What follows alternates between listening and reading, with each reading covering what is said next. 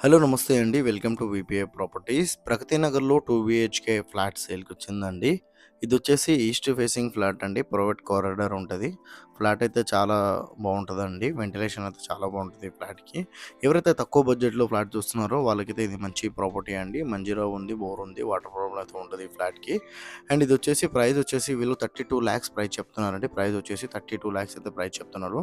Flat అయితే చాలా బాగుందండి. చాలా స్పేసియస్‌గా ఉంటది. అండ్ కార్ పార్కింగ్ గూడా అవైలబుల్ ఉందండి. కార్ పార్కింగ్ వచ్చేసి ఇన్నోవా గూడా పార్క్ చేసుకోవచ్చు.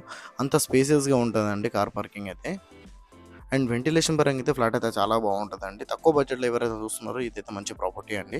అండ్ ఈ ప్రాపర్టీ డీటెయిల్స్ తెలుసుకునే ముందు మన ఛానల్‌కి కొత్తగా వచ్చిన వాళ్ళు ఛానల్ సబ్స్క్రైబ్ చేసుకోండి.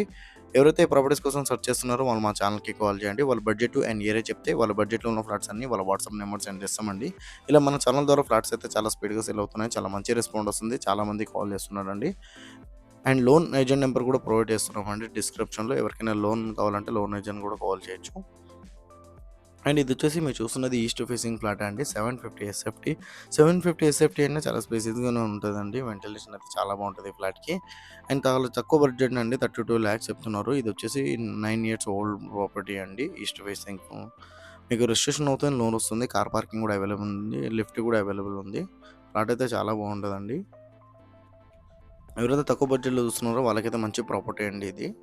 32,00,000 అయితే ప్రైస్ చెప్తున్నారు వీళ్ళు. లోన్ వస్తది మీకు.